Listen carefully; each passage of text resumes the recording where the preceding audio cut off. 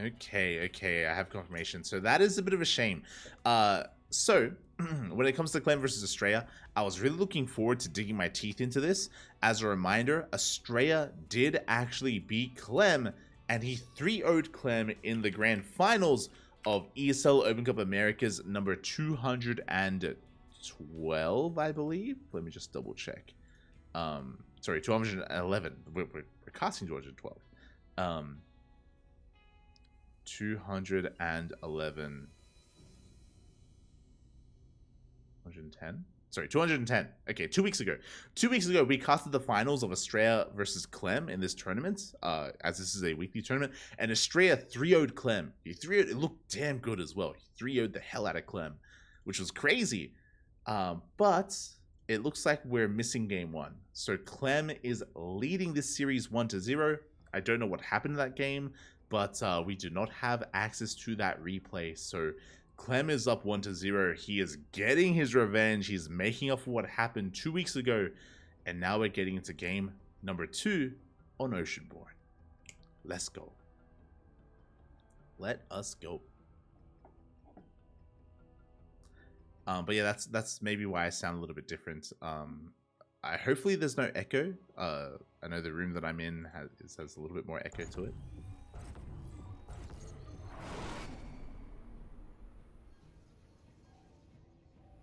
And here we go, spawning in the bottom right-hand corner of Oceanborn, we have our American Protoss player, the best player in all of America, or the land of the Americas, representing Match Arena Esports. It is Astrea.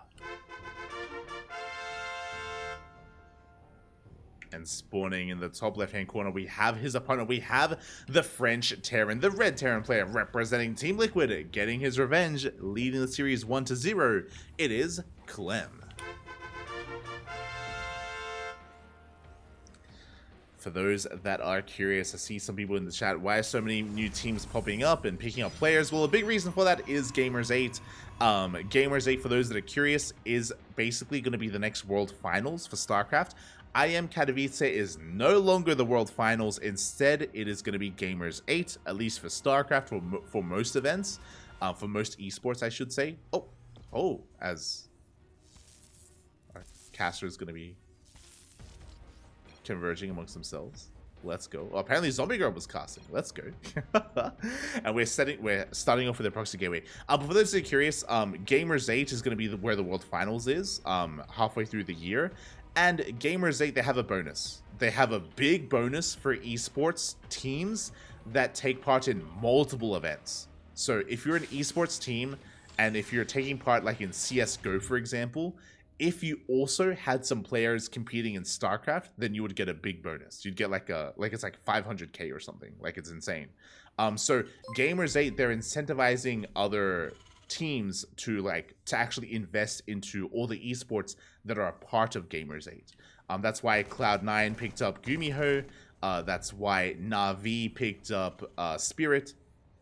That's why these teams are interested in picking up, not even a full roster, but 1 or 2 players sort of thing. They have a lot of incentive to do so. As for now, we are getting into our build, and of course it was a proxy gateway to begin with. Big shout out to Base Habit in the chat. Thank you so much for giving us a raid. We do appreciate it. Hope you had a great stream. Hope you had a great ladder session, as the Zealot does slip in, but good control here out of Clem. He does shut it down. Doesn't lose much of anything. 1 SCV going down here for 1 Zealot. Pretty good trade so far. Was an economic opener out of Clem. Was a Rax expand. Ooh, as we do shut down that probe. Second Zealot has arrived. We do delay the CC for a moment, but the CC is still very much so on the way. Adept has arrived in Astrea. Can we force another delay? We do get to kill the SCV. Very nicely done. SCV goes down. Zealot dips in towards the main. Do have a 1-1-1 setup here. And so far, Astrea, he's achieving quite a lot with this. Again, all he wants to do is delay the expansion. Delay the CC. Behind this, Astrea getting his own natural base up and running. Soon to be taking up. There it is. Our tech of choice is going to be a Twilight Council into Blink Stalkers.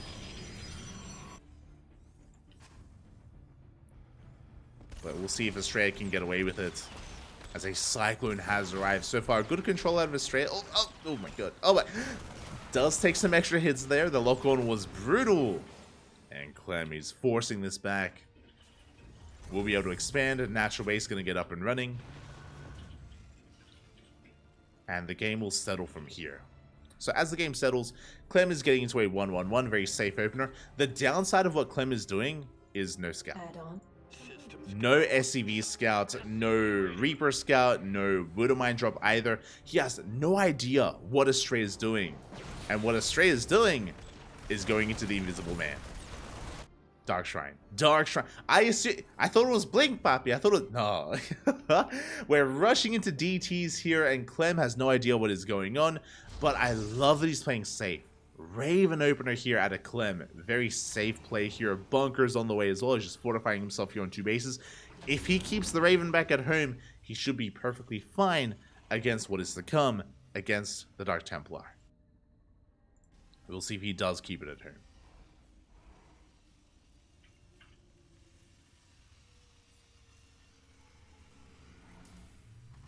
Is worth it, as we do see behind this Astrea doubling down. We do have the Prism on the way, an extra gateway as well. It's going to be 3 active gateways here for Astrea. Now, again, unfortunately, Clem is prepared for this. Even if he didn't have the Raven, scans would be available as well. So there's a lot of pressure here on Astrea. Now, he could try to bypass this Raven, could dip into the main. Damage can still be done with these DTs. And there we go. We have 1 DT waddling in towards the natural. We have 2 DTs headed for the main base.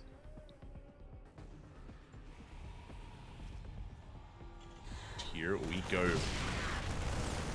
The Raven's in position. DTs do get deflected at the same time. DT does waddle in towards the natural. And we will get a couple of SCVs. We get 1, we get 2.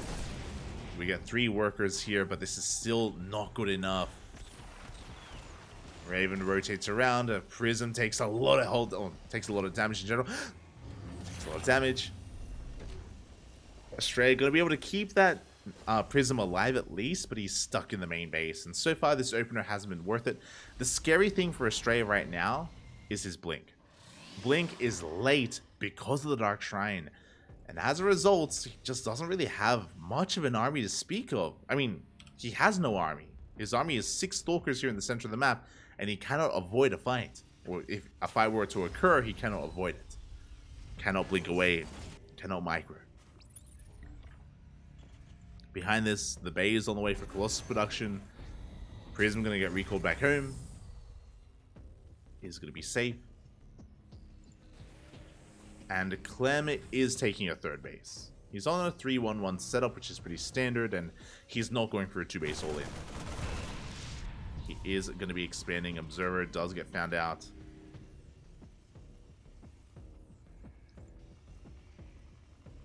Does get shut down.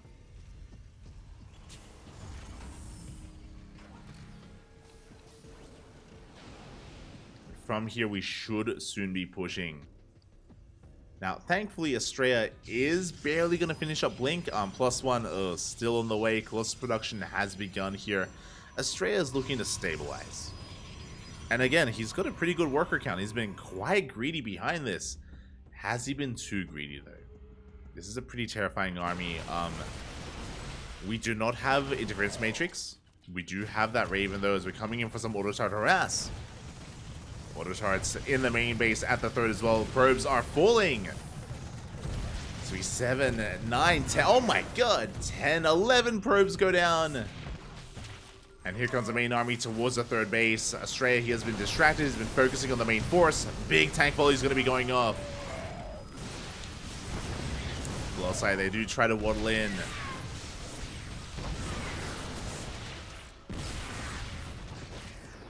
But again, this overcharge, it's about to run out. Once it does, we can dive. Speaking of diving, a good dive from Astrea does shut down the tank. Does force this army back. So far, so good. Astrea, he's holding. He retains his Colossus count, and that Colossus count is going to get higher. 2nd Colossus is on the way.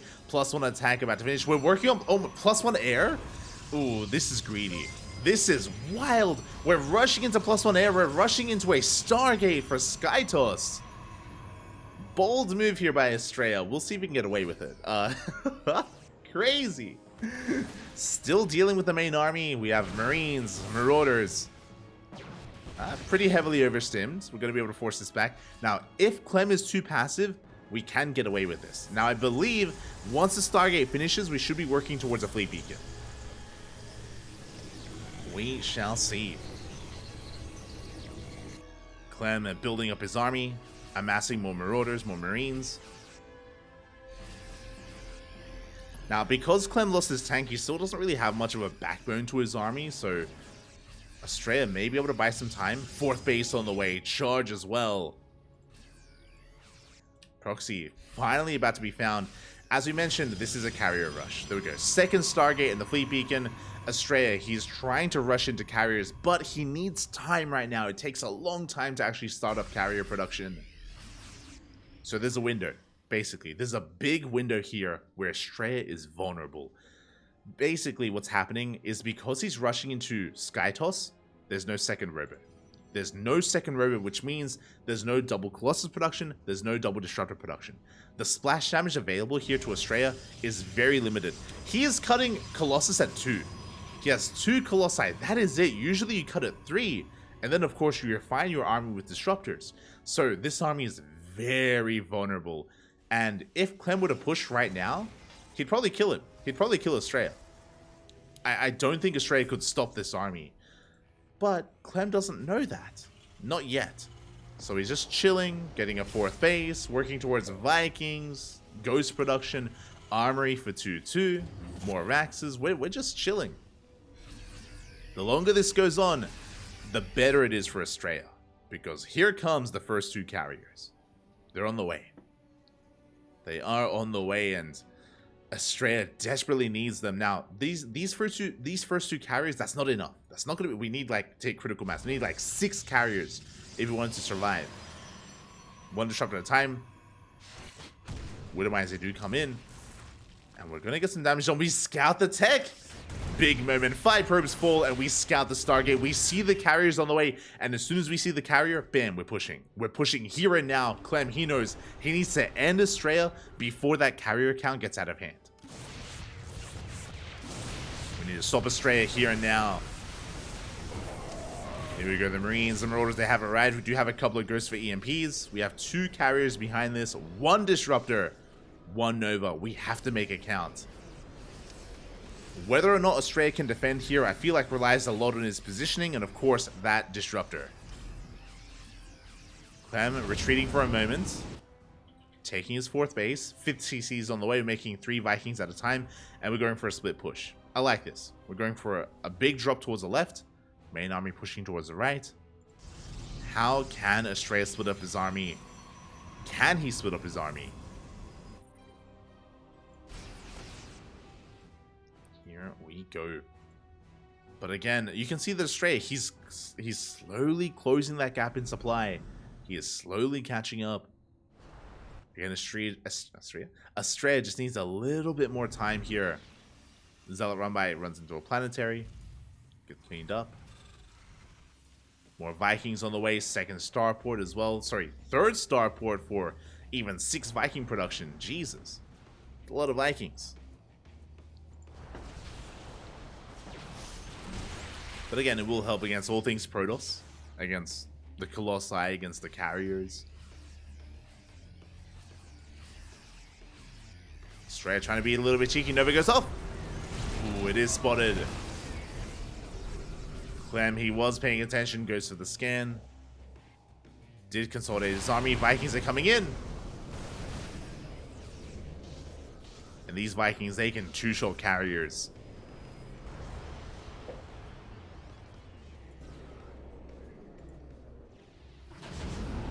Now Clem backing off once again, threatening another drop. Oh, as he moves out, we collapse on the army. Very nice move here from Astrea. Clem at his most vulnerable. He's forced to turn back around. And Astrea, how many carriers? We have hit 5 carriers at this point. Pushing on forward, we deny the 5th. 6th base even. Yeah, 1 CC goes down. We're going for another and another. And Clem, he has to try to come in. Vikings, they do snipe one of those carriers. One carrier goes down. Oof. Decent Nova. The planetary holds the repairs. The repair was too good. Some way, somehow, the planetary does survive. And Astrea has to back off. He lost a lot on the ground, lost one of his carriers. Still up against 13 Vikings. Plus 2 ship weapons on the way. Now, we've made a game out of this. Like, Astrea, he still is lacking splash damage. That's my biggest criticism, is that we could do with either more High Templar or more Disruptors. And Astrea is still working on it. Still doesn't have an amazing economy. He's only on 71 workers. Clem has an even worker count plus mules on top of it, so Clem has a better economy. Astrea still in trouble. You can see him taking up in every direction. We have Templar Archives, Second Forge. We have even plus 3 air attack. Upgrades galore here for Astrea. And again, he just needs time for all of this to really sink in. Meanwhile, Clem, he's refining his army. He's getting into Bio, Ghost, Lib, Viking. It's the ideal here against what Astrea has. Kind of Sky Terran with Ghost to support, basically. It's going to come down to one big fight. Both players are maxed. Both players are maxing out. How much splash damage do we have? We have 3 disruptors. That's okay. It's an okay amount of disruptors. We could do with more, though. No High Templar, no Storm. Now, the concerning thing about that is Storm works better in this situation because disruptors don't shoot up. Look at how many Vikings. We need Storms to zone these Vikings away. Without them, how many Vikings we have? 24. Oh my god. We have more Vikings than any other army unit in this game. 24 Vikings. Again, without Storm, without Archons, we can't zone them away, to be honest. I kind of want Clem to dive in. I don't think there's much stopping him. Like, if we go for a dive, if we blanket EMP and just focus down all the carriers. Oh, as we do recall across south, the mothership has arrived. Okay, the base is going to be going down. We snipe a planetary, but here comes Clem. Planetary does fall 17 SCVs as well. Clem stimming forward, and we recall the hell out of there. We do recall back home. Good moves out of Astrea. I believe Astrea lost 1 carrier. 1 or 2 carriers went down in that fight. Good pickup there, making use of the recalls, both of them. Now both recalls are on cooldown. Clem can replace that base.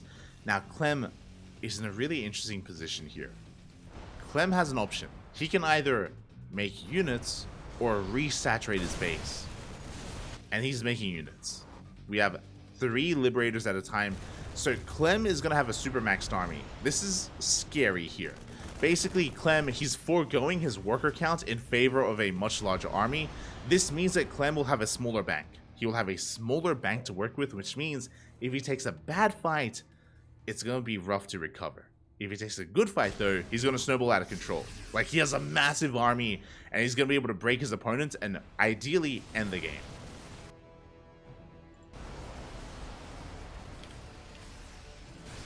Here we go.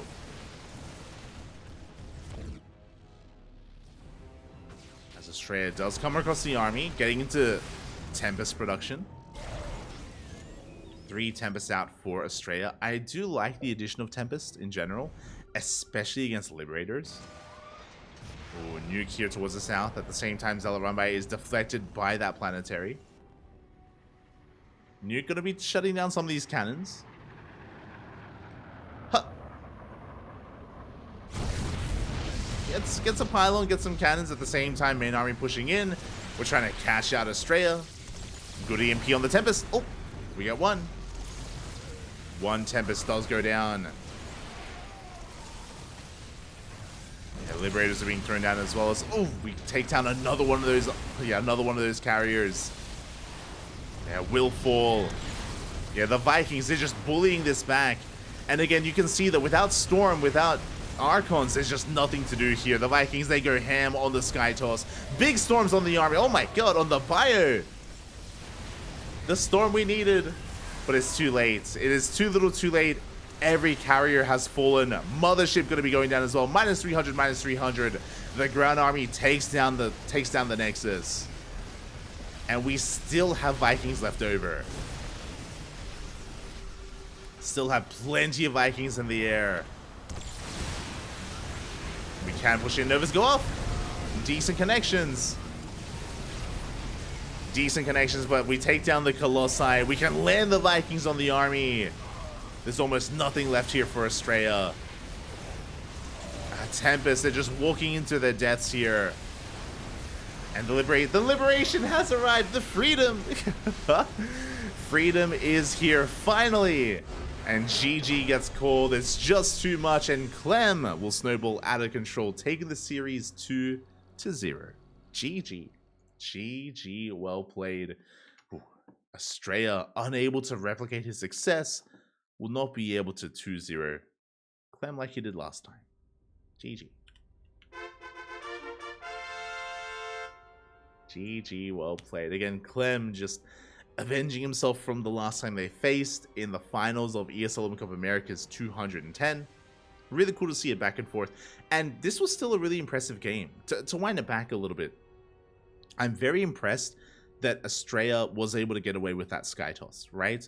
Like, he was able to, if you remember, his decision to get into +1 air attack and the Stargate was a really risky one, but it was after he defended the push. It was after he deflected the initial push where the tank went down, where Clem lost his tank, where he lost a lot of Marines.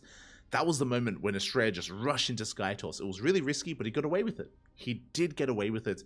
And he was able to get into critical mass of carriers and refine his army for the most part.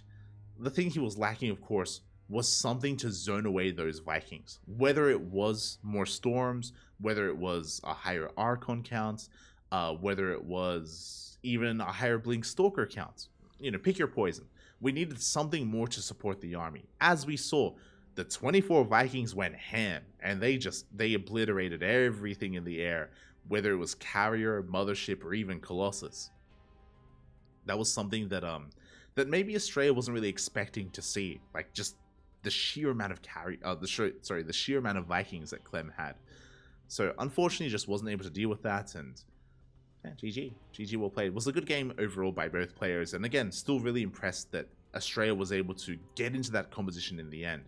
Wasn't ideal, was still lacking in some places, but was able to survive to that point regardless. And yeah, with that was able to have a couple of really good moments, like the recall, for example, sniping a base, sniping SCVs, good stuff. And again, I can't wait to see more of him in the coming week. But now we're going to be getting ready for our final series of the night. We casted MaxPax earlier. MaxPax, he 2-0'd Dark, Clem 2-0'd Astrea. And here we have an all Europa finals, a finals that you should be familiar with. If you're maybe not familiar with ESL Americas, if you don't stay up. I know it's at a really rough time for Europe, very rough time. But despite it being at a rough time for Europe, we have a European finals. Clem, MaxPax, alongside Wayne and Geralt, and sometimes Skillus. There are a select few of European players that stay up until like 5 and 6 a.m. competing. They go full degen, by the way. Just unashamedly so. MaxPax and Clem, alongside a handful of others, they wake up at like 1 p.m. and they go to bed at like, 9 a.m. Like they have, some really interesting sleep schedules, but it allows them to compete in this tournament. And as a result, we have an all European finals, and it wasn't an easy road. MaxPax, he went through Solar and Dark to get here. Clem went through Astrea to get here as well, a player who had previously beaten him 3-0. So really spicy finals. They face off more often than not, and we will soon sink our teeth into this after a short break. We're going to be going in a short break. When we return, bam, grand finals. See you soon. Take this moment, get some water, get some snacks, and prepare yourself for what is to come. See you soon.